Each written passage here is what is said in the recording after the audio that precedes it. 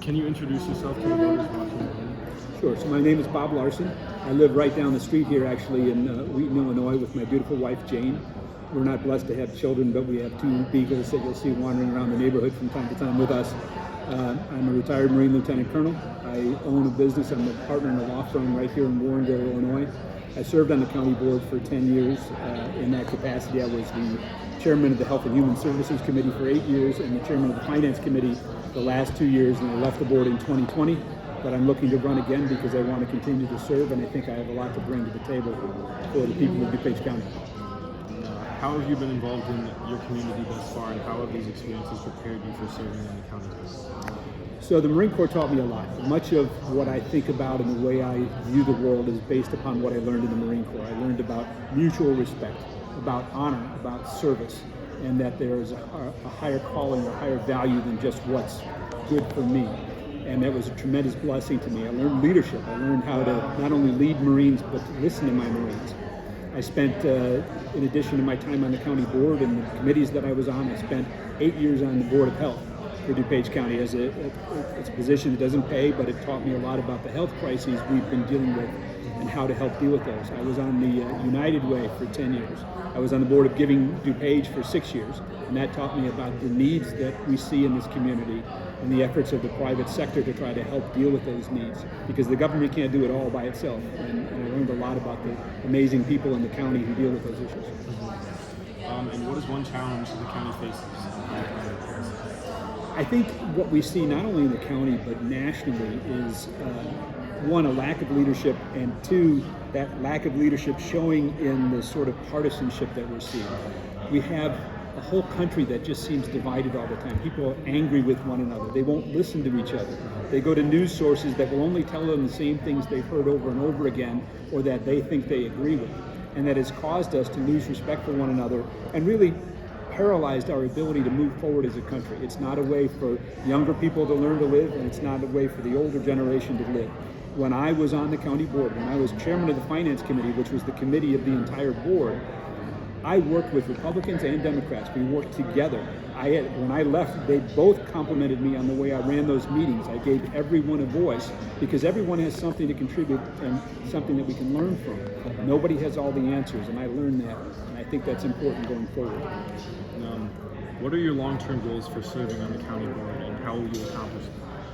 Well, this format is a great reminder of that.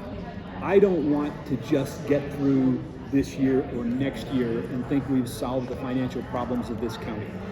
You guys are going to grow up and live in this county, hopefully. And it's still hopefully going to be a place with safe streets, great schools, great open spaces.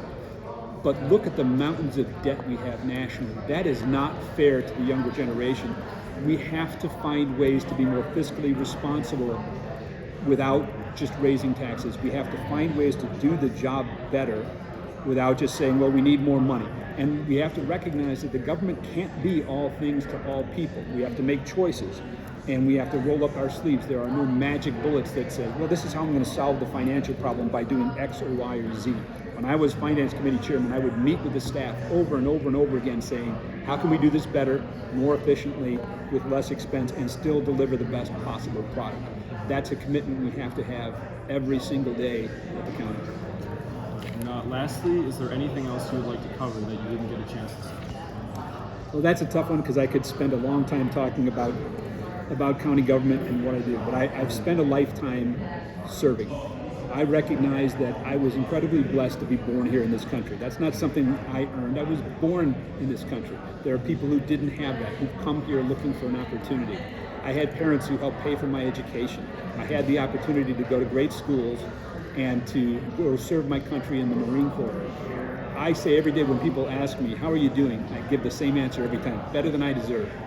Because what I have, what I've been able to accomplish is not just what I've done, it's what the people around me have helped me to do.